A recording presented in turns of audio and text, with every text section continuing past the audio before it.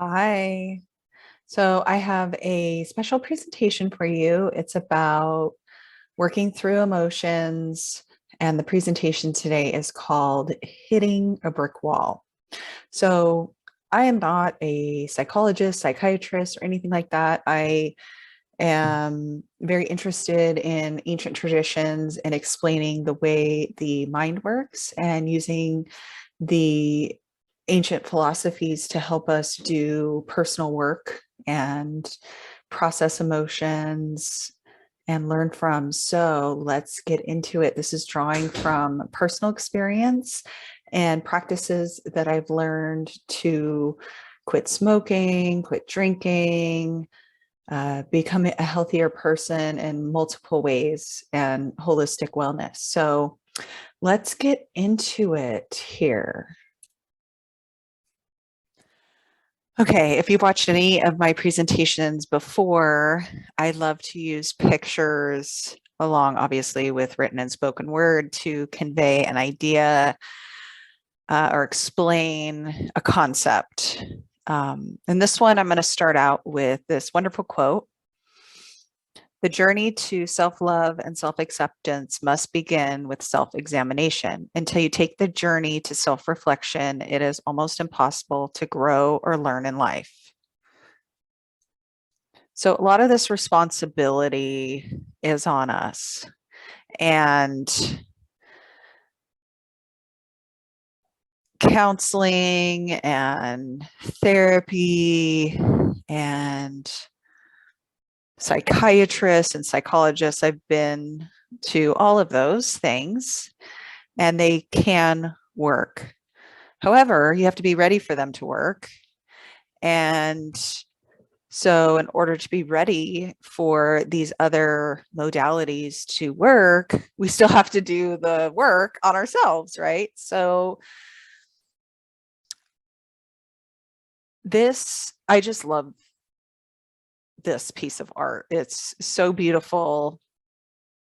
It has to do, I believe the original, I don't know who the original artist is off the top of my head, but I believe the original idea was associated with death and afterlife. However, to me, this looks like water, and this is a super feminine woman here. And it's so beautiful with the colors and the blue. And you will see how this ties in to my presentation later. So this presentation, I went between calling it Hitting a Wall and Let It Rush Over You.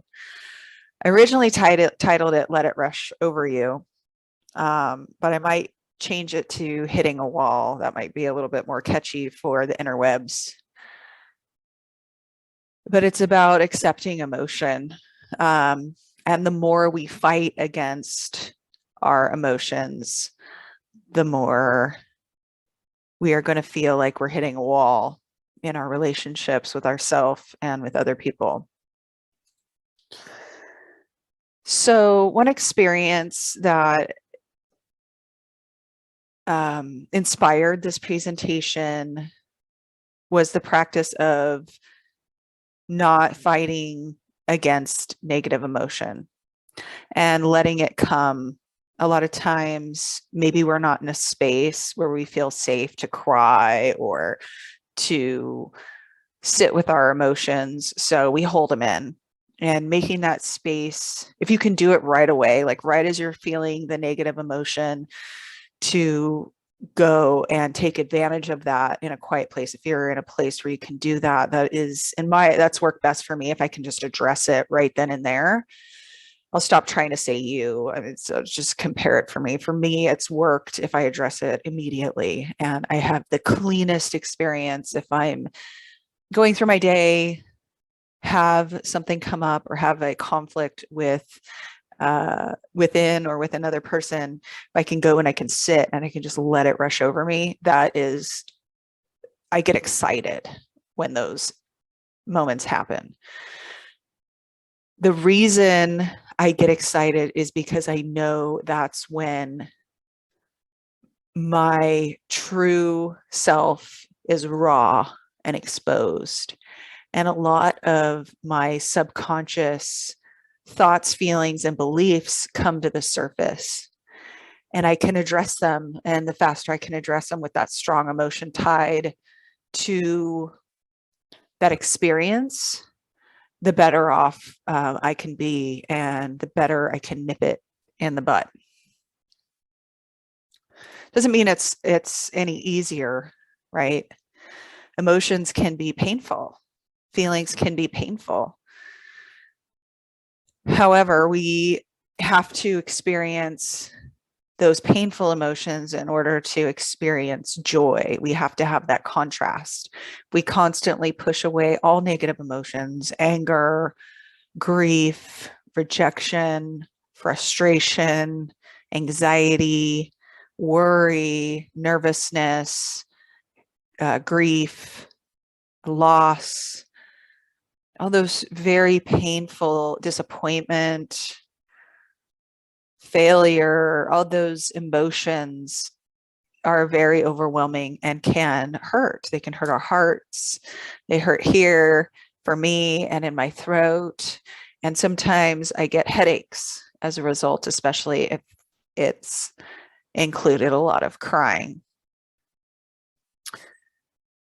However, I need to sit and look at my thoughts. And this is why I really love this image. I think it perfectly shows, the spirit is like little spiritual waves around the brain, and the observer is outside of the mind, looking at the mind and observing the thoughts while these emotions are happening. And you can really see what your deep-rooted belief systems are about yourself, and then get the ability to accept or reject those thoughts as truths. Is it true? And if you're having an emotion and I think I'm worthless, I am ugly, I'm lazy, I'm, all these labels that my real self knows are not true, I can take that in and I can reject it out and say, wait, where did I believe that? Where am I getting that from? And keep working through that as I'm sitting in a quiet, safe place, and get to the root of that thought. And oftentimes it turns it into, you can disprove it to yourself and it becomes silly, and you can reject it and start to change it and be aware of that false belief system and start really working on it, either by writing the truth down every day and reinforcing that statement of truth. So I also wanted to address what happens when we don't do this. This is who we become. So I loved this picture. It's so artistic. A lot of people might see this and see this photo and say, that's not art, that's stupid. This is absolutely perfect. It looks like she's holding it out in front of her, but it's actually angled, but we'll just use the image of somebody holding a mirror out in front of them, and they're hiding behind the mirror. And oftentimes when someone is doing this, they have that reflection up. Everything that you give to them will then be just bounced back right at you. You can't get through and you can't have a meaningful relationship. There's no vulnerability there. There's no honesty. Yeah, you might be able to do a lot of self-reflection, and it'll give you the opportunity to do a lot of inner work if you are in relationship with somebody that's doing this. And we all do this at some point. No one's perfect. So if you're hiding behind this mirror, the idea is to turn the mirror around and look at yourself and do that work on yourself and face those emotions head on. Otherwise, if you just keep bouncing the emotions back onto other people, it'll turn into blaming. It'll be turned into, this is your fault. it will be turned into this is a situation's fault. It will be everybody else's fault other than the person behind the mirror.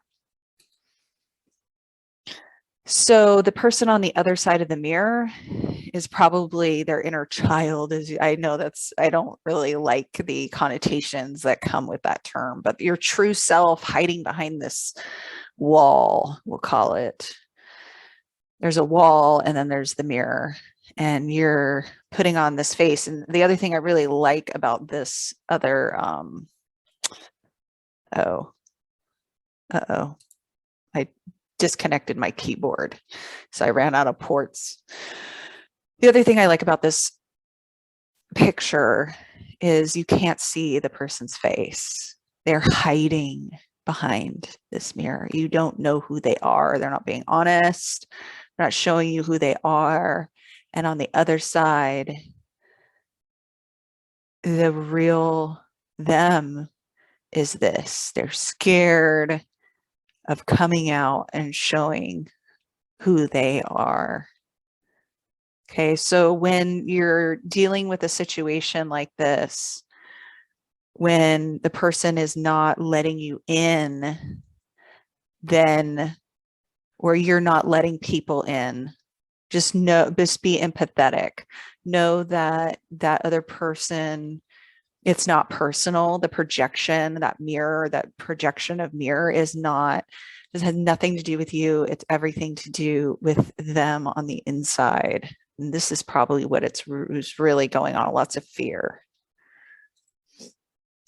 And as they go through fear, their true self is getting frustrated and banging on that wall. They want that wall down. And so a lot of times that will come forward through the projection. And I do this too, especially when I'm not ready to address a topic. I might all of a sudden get angry or act out in anger and react inappropriately to something in a self-righteous anger. And that's this frustration of not being able to be the true self, not communicating something, didn't set a proper boundary and communicate. You're afraid to set a proper boundary. And then your true self is feeling violated, not heard, not seen, not understood. And a protective mechanism comes out in anger and frustration. So this was supposed to play. I embedded it here. Oh, here it goes. Hopefully it doesn't play a commercial or something silly like that. But it's basically the Pong game. And what I wanted to show here was these two walls going back and forth, right, with the ball. And as the ball, you know, if anybody, younger people might be, sorry if that was your rape, younger people might be like, what's Pong? This is an Atari game back in the 80s.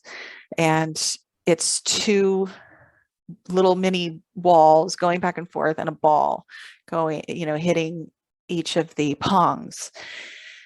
And if two people in a relationship are both walled up and they're not being vulnerable, it's going to be this reflection back and forth of anger and frustration and projection, just projecting. I'm projecting on you, you're projecting on me, I'm projecting on you, then you project on me, and it's your fault, it's your fault, it's your fault, it's your fault, it's your fault, no, it's your fault, no, it's your fault, no, it's your fault, no, it's your fault. Instead of saying, I'm sorry that you interpreted what I said in that way. What I meant is da da da da da, and the other person saying, I hear you, I see who you really are. I see you're being honest with me. Thank you. And I'm sorry for da da da da, da saying this and this and this. I reacted out of anger. I should have done that. This is who I really am, and getting vulnerable. Okay. Don't play it again. Okay, so this is a piece of art that I did. I've redone this one a couple of times. I did it originally when I was much younger, and I repainted it. And then this is the most recent one that I painted. It's a woman, a naked woman out in the rain, pushing on a wall or a door. And I thought that this was a good time. I was reminded by this piece of art on this topic because I think it helps encapsulate this feeling for multiple reasons. The symbolism of pushing on a door, pushing on a wall, not feeling heard, not being shown, being vulnerable, and being in the rain, which has to do with water. And there's quite a bit of symbolism around water. Water has a lot to do with femininity in ancient cultures or traditions. And it also has a lot to do with intuition and emotion. So again, thought this was an interesting time to draw correlations to imagery when explaining a topic. And so let's dive into what some ancient cultures show in relation to water. So it's one of the 5 basic elements, earth, air, water, fire, and so on.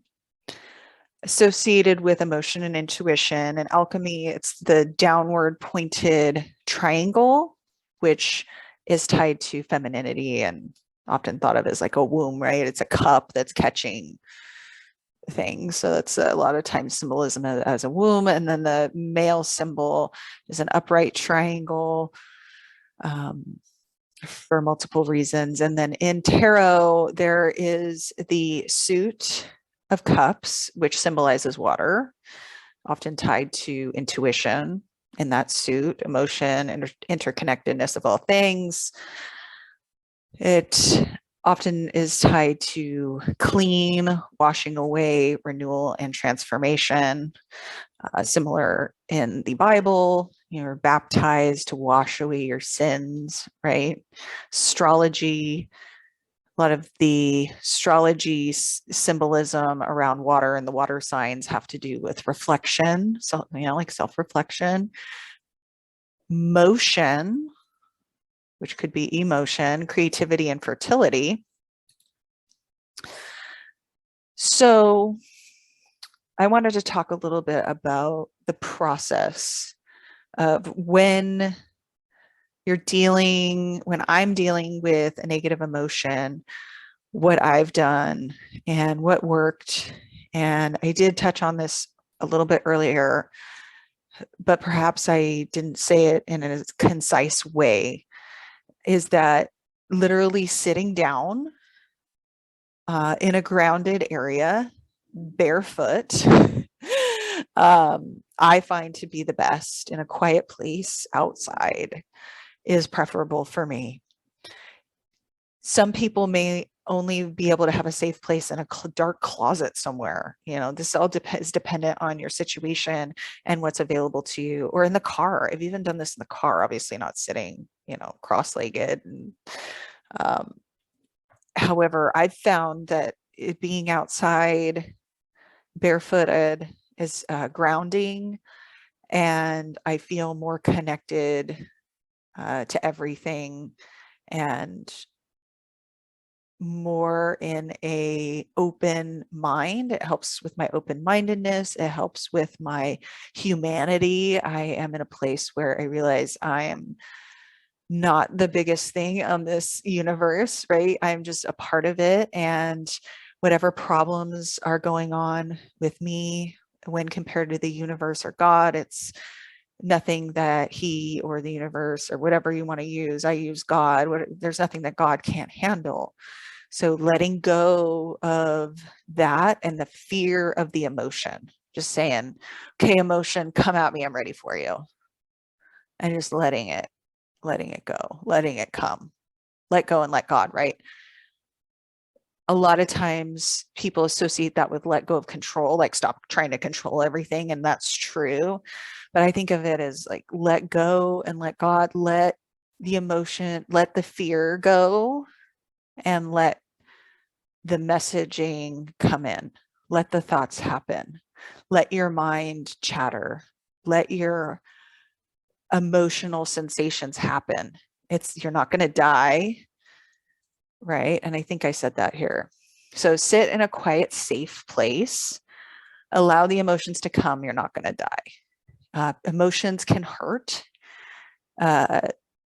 If we tell ourselves it's emotional pain, it's pain that our arm isn't getting cut off, our head isn't getting cut off. It's just a thought and a feeling and a sensation that we're having in our body. Like I said, I feel it in my heart or a pit in my stomach, or my throat tightens up, I may cry and make an ugly, I don't look very pretty, make an ugly face. But at the end of the day, we're going to survive the emotion.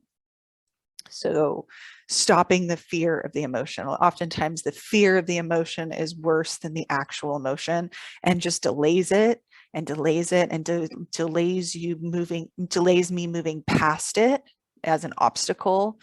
Whereas if I just allow it and process it, I can move past it and get on with my day and be a better mom and a better wife and a better person.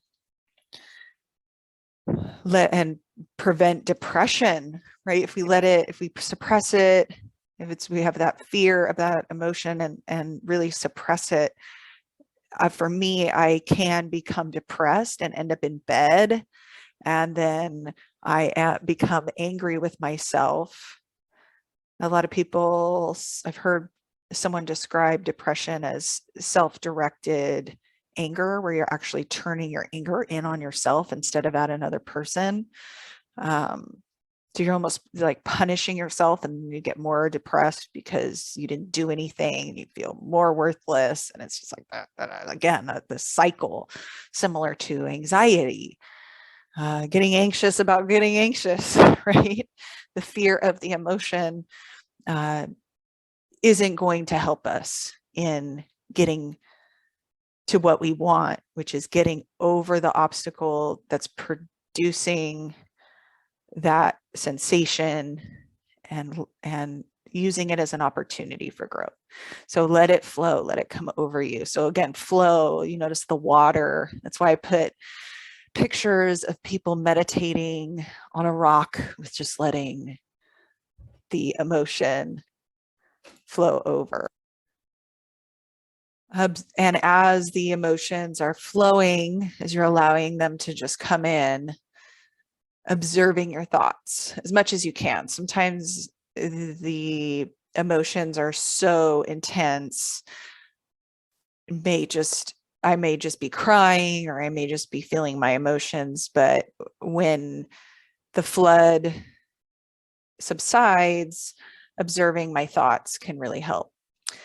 And then accepting or rejecting the thoughts. I spoke about this a little bit earlier, where a lie comes in and you say, that's not true. Why am I thinking that? That's not true. I am worthy. I am capable. I follow through on what I say, just all the things that they're good about yourself. And having a little bit of a debate and standing up for yourself to yourself. Right? Or acknowledging where you messed up. Maybe feeling shame. A person may be feeling shame because I acted in an inappropriate way.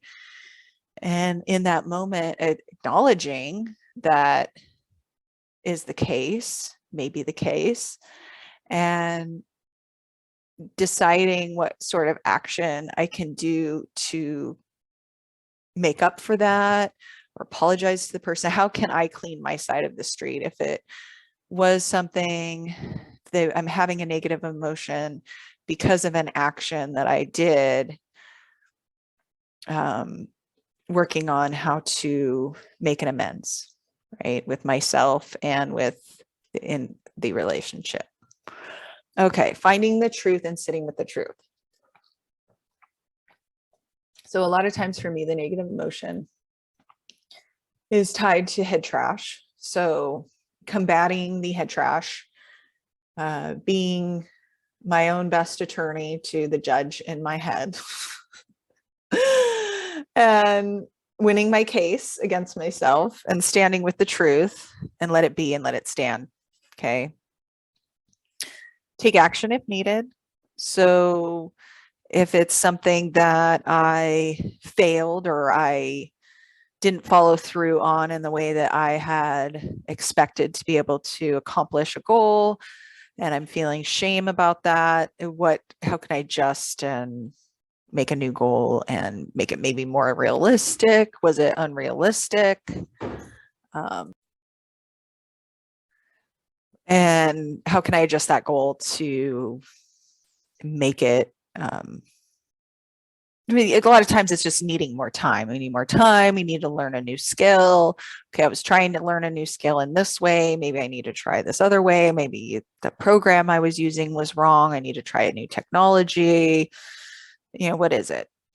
Okay, and then especially if it's a very intense emotion, oftentimes for me, intense emotions come with crying. And I am tired after crying. I don't have as much energy to move forward through my day. And I need to however, I can a lot of times salvage my day if I take the time to rest for about an hour. So by rest, it could be a nap. Because I have dealt with depression in the past, I don't necessarily do the nap thing because I feel once I lay down, then it can trigger some things for me. So I usually do some research or some light work or just sit and write. It's probably the healthiest thing to do is sit and journal, work it out, and get some tea, something comforting. And when I say comforting, I don't necessarily mean, okay, don't watch yourself. Like, I know some people tend to bury emotions with food.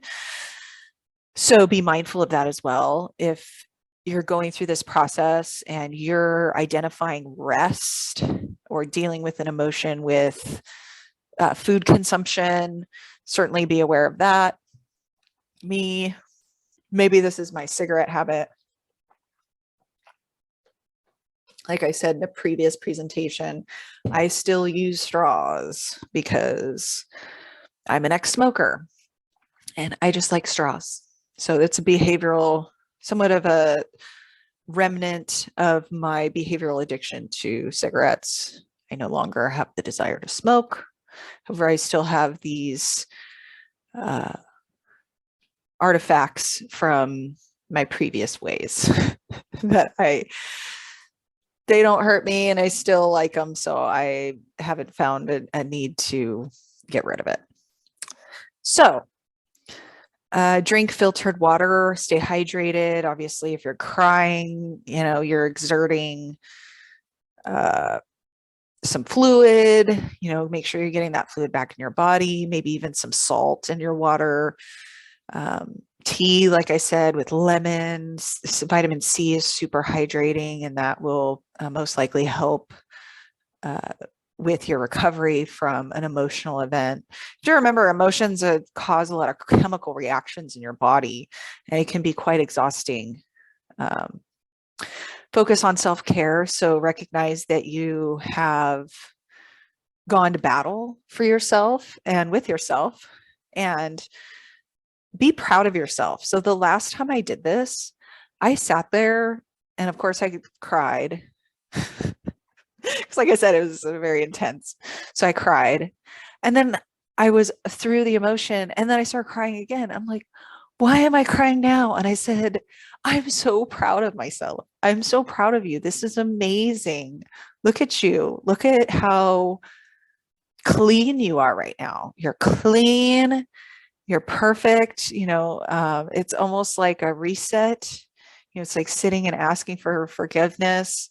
And being in the spirit, you're just a whole new you. You've walked through all of your imperfections and you've recognized them and you've accepted yourself and you're ready to get back in there. And life is life and life is hard. This place is hard. And we have to work hard here to be better people every day. It is not easy. And just acknowledging that hard work and the perseverance and the courage to sit there and say, bring it on, emotion, just let it rain down on me. Just let it pour. Just let it go. Just so empowering and invigorating. And I start crying because I am proud of myself. So focus on self-care, recognize the hard work that you're putting in, recognize it for what it is. Similar to my video on my identity crisis on becoming a mom, recognize that emotional work is hard work and that it is work and it is valuable. And I had to assign tasks. If you want to go back, I highly recommend watching that video where I had to assign values to tasks that I wasn't getting paid for as a mom. So to be a good mom, you got to give your kid a bath every day. And you got to feed them and you got to change them and you got to clean the house and clean up after them and organize their toys and, blah, blah, blah, blah, and take them to the park and get them out of the house and play with them and redo them, hours. So once you add it all up, I mean, I'm like, whoa, 5 hours on the kid. And I felt as though I was being unproductive and I wasn't giving myself any value. I wasn't assigning value to those tasks as I was to work. And so because I wasn't getting those extra hours in at work, even though I was working and providing value, I was associating the modern capitalistic view of value to my identity as a mom, which was not serving me. So I had to get rid of that, refocus. And so same here. Even though this took an hour out of my day,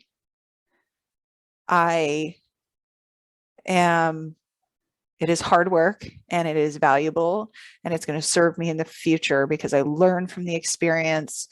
I'm growing from the experience and I don't have future baggage. Not to say this issue won't come up again, but I don't have baggage at least for the rest of the day.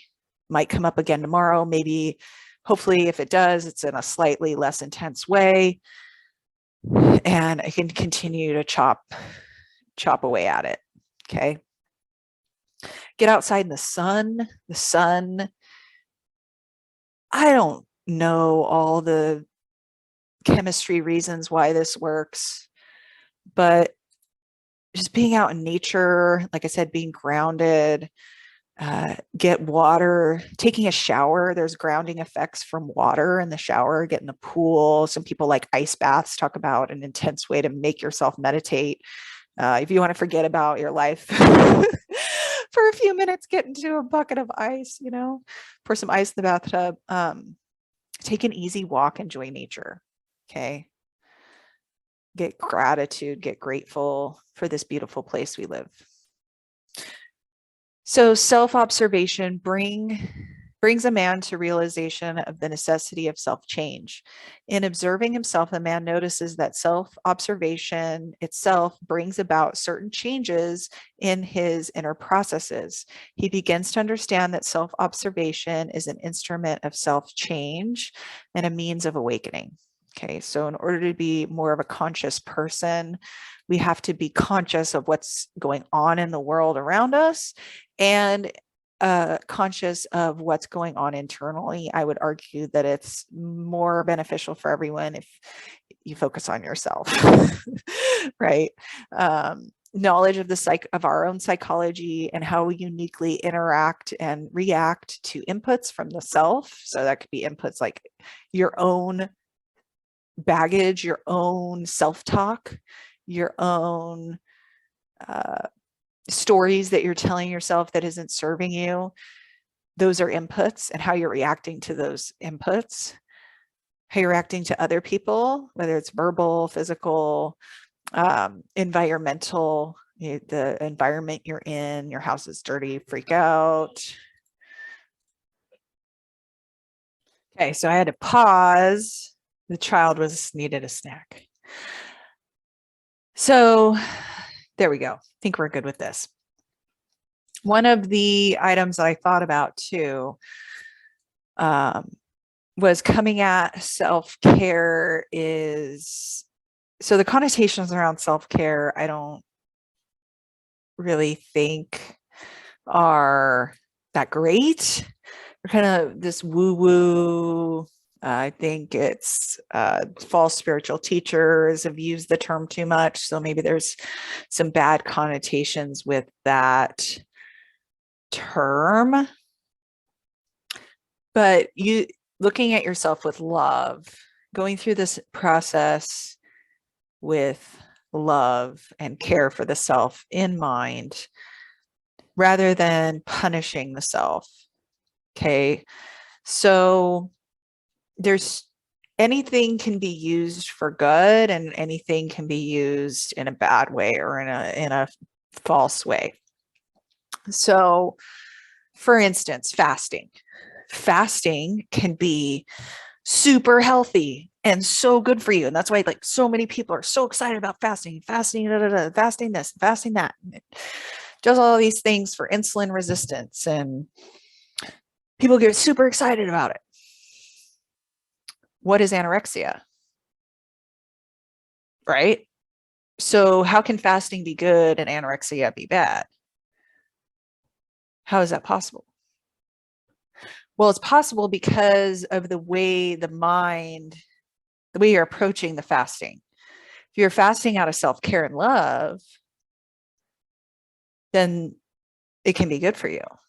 But if you're fasting out of punishing yourself, you have anorexia. So anything good, any action, any philosophy, any practice can, if used with hate, can be harmful.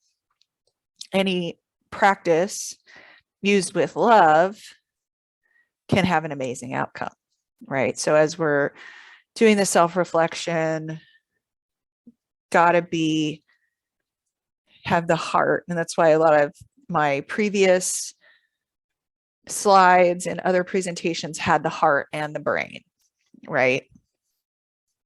Okay, so this picture is perfect. I'm not sure who the artist is. Again, just this imagery of looking at the self and into the brain. Into a lot of people would probably think this is creepy, but think about why it's creepy. Why is it creepy?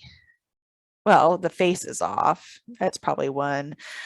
But a lot of people have associations with mirrors being creepy, right? They're in a lot of movies and it has to do with the other side and darkness, and the bad guy has the mirror, right? So there's almost like all this negative connotation that automatically comes up with the mirror.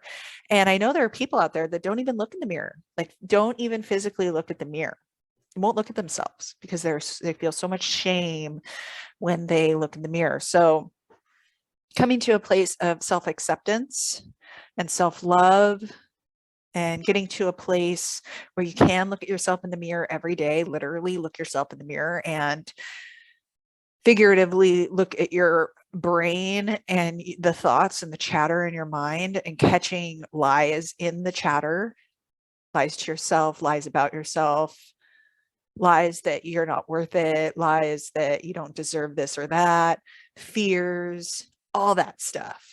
There's so much work to be done, right? If I've noticed that if I fall off on doing this work on a regular basis, I do regress because I have done so much work in this area in the past. It's not like it's not as if it was all for naught. I have been able to get back on track pretty quickly because of the work that I've done in the past and all my past experiences of going through these processes. However, it is a practice. That's why I like to use the term practice. We practice weightlifting. We never really, I mean, yeah, you can become a master at any skill, but you're never going to lift weights perfectly every single time you touch a weight. I mean, even professional weightlifters mess up. Even people that go to the Olympics mess up. They have a bad day, they lose concentration. Golf is another amazing example of a self-reflective sport where it's just so much mental game behind it. Any sport has a mental game to it, but golf in particular, I think, is just so incredible for that. And boxing, my friend's a boxer, you know, it's something that is very a lot of mental work to prepare to do that. So you have to practice martial arts, for instance, right? Martial arts is a practice. We hear that word so much. I think we don't really look at the true meaning of it and value it for what it is. And choosing which practices we're going to adopt on a daily basis gives us so much creativity in our life. So a practice is similar to a paint color. Like, what paint color are you going to use today on your canvas? Do you want to do the gym practice or certain, you know, dance practice?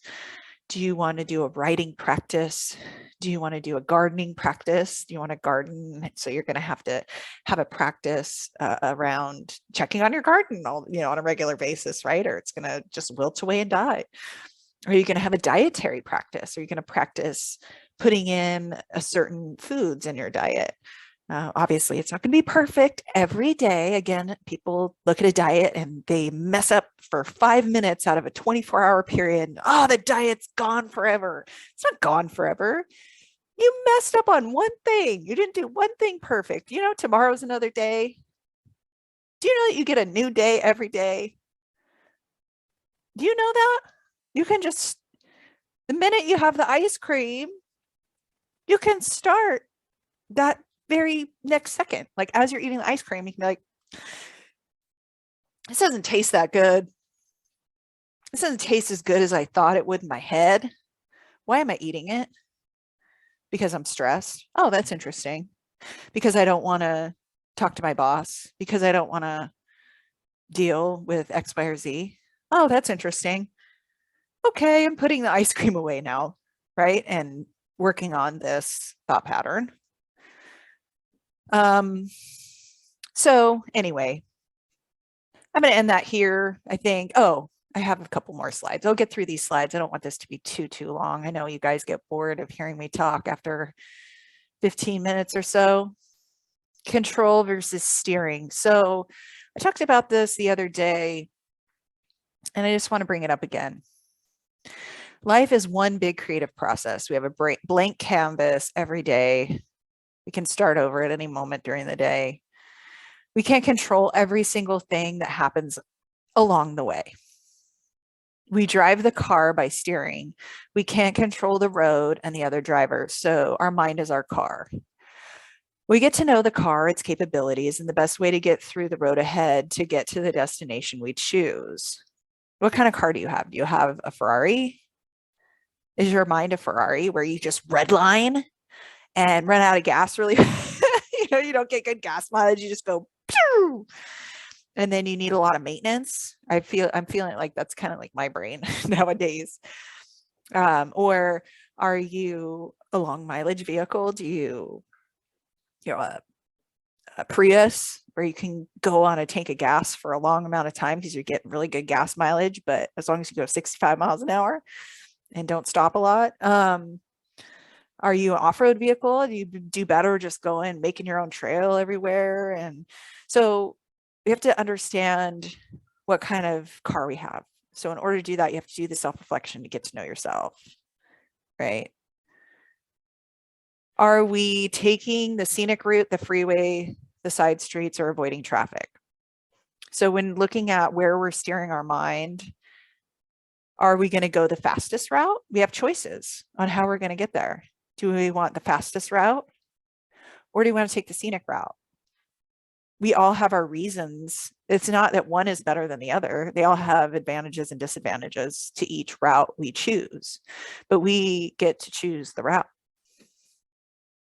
And that doesn't mean that the route we choose, there's not going to be a pothole that pops our tire and we have to pull over and fix the tire. There's going to be things outside of our control, even though we planned it, even though we have the right map and we have packed all the things and we have a full tank of gas. Yeah, if you run out of gas, it's probably your fault, right? But there are things that happen that are unexpected. We can't control everything. We can only control our car. We can only steer our car, our mind, and control what goes in our mouth and out of our mouth and our actions. Being outside the mind and putting information, blah, blah, blah. I've talked about this. How comfortable are you sitting in caca? This little brain is sitting in caca and he's pretending to be happy, pretending to like it. So are you going to continue? Am I going to continue to sit in caca, or am I going to clean up my mind? You have the choice. So if you have questions, I have links down there. Click all around, comment, like, subscribe, share this video with somebody that will find it useful, and I will see you next time.